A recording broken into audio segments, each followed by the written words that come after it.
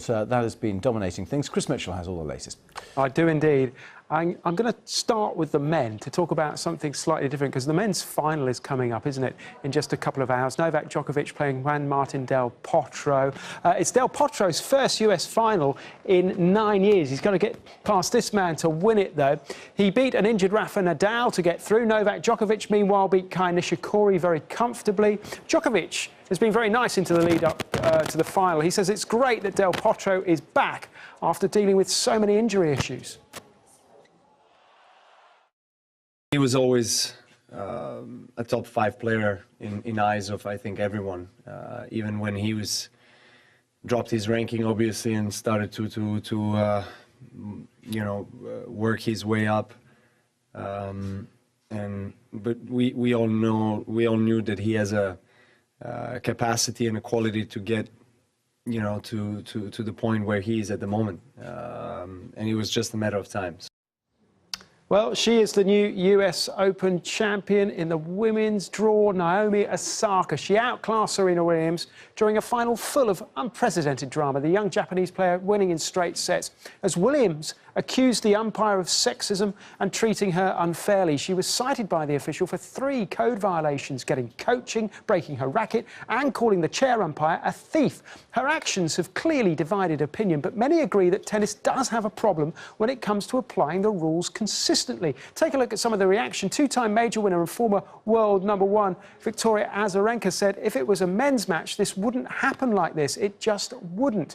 Billie Jean King, the founder of the WTA and a 4-time winner of the US Open, said when a woman is emotional, she's hysterical. She's penalised for it. When a man does the same, he's outspoken and there are no repercussions. Thank you, Serena Williams, she says, for calling out this double standard. More voices are needed to do the same. Well, whoever you think is right, perhaps we can all agree that the ceremony at the end was a hard watch. Osaka crying, the crowd booing. Williams was asked how she felt about it.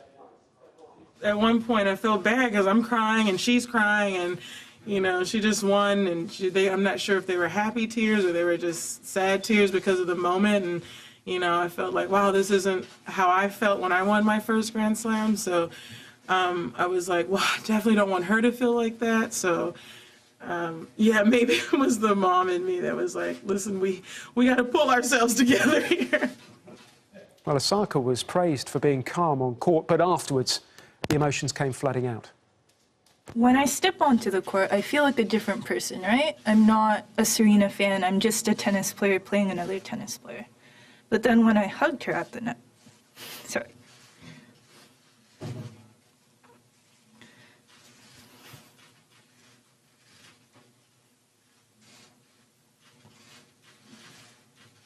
Anyways, when I hugged her at the net, I felt like a little kid again, so sorry.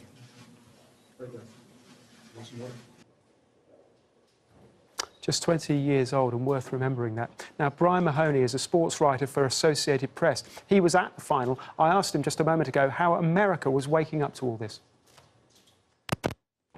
It's really an incredible amount of debate, and Chris, people saying, was Serena right? Was Serena wrong? Was the chair umpire right? Was the chair umpire wrong?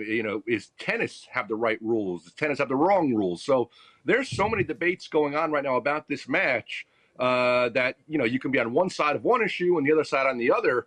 And I've had, 4 or 5 conversations already in the last 12 hours since this all happened. And everyone has an opinion about it. They certainly do. And I wonder what yours is. You can read all about it at the BBC Sport website, but that's all for now. Chris.